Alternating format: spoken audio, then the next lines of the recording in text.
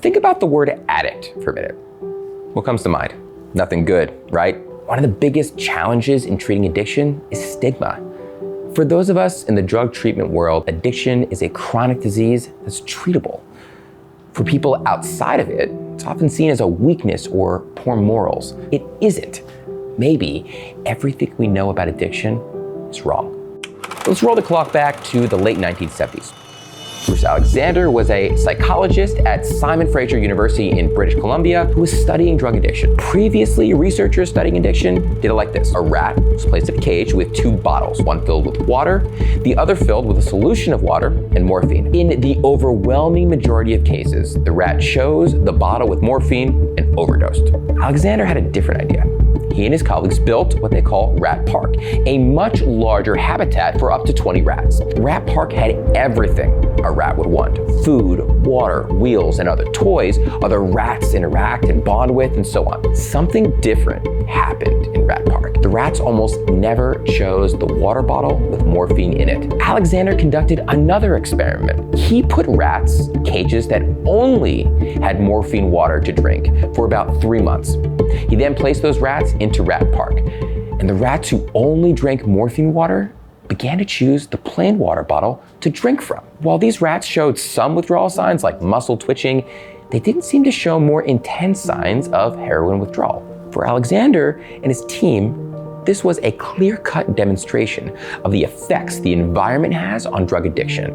When in environments that sustained their existence, companions, food, water, activities, rats didn't seem to need drugs at all. British writer Johanna Hari gave a TED Talk in 2015. Hari's in recovery himself, and his talk referenced the Rat Park experiment. His takeaway was addiction isn't about drugs. It's more about a person's environment and who they surround themselves with.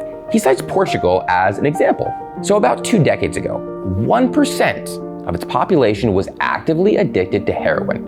So in 2000, Portugal asked for outside help. A research group said Portugal should decriminalize all drugs and redirect money used for drug enforcement into job placement programs and drug rehab. Now, Portugal's IV rate, drug use, is down nearly 50%. Overdoses have declined, and drug addiction in the country is down. Here's his point. Hari suggests that for many, addiction treatment is another cage. It's lonely. Addiction itself is extremely isolating, and continuing that isolation and care just doesn't work. Addiction treatment, to be successful, needs company to survive. As he puts it, the opposite of addiction is not sobriety, it's connection. Shaming addiction doesn't work. One of the reasons so many of us in the rehab world seem to be sensitive about language is we've seen firsthand what stigma has done and does to our clients. Shaming people, getting angry at people, and blaming them for getting addicted just doesn't work. Helping people get off drugs and avoid overdosing means encouraging them and helping them reconnect with the rest of us. And that's how you break the cycle of addiction, rehab, relapse, and back to square one. At the Edge Treatment Center, we emphasize forming connections and a real sense of community through communal meals, regular outings, and other ways to create lasting bonds. Just give us a call at 844-590-0403 to learn more.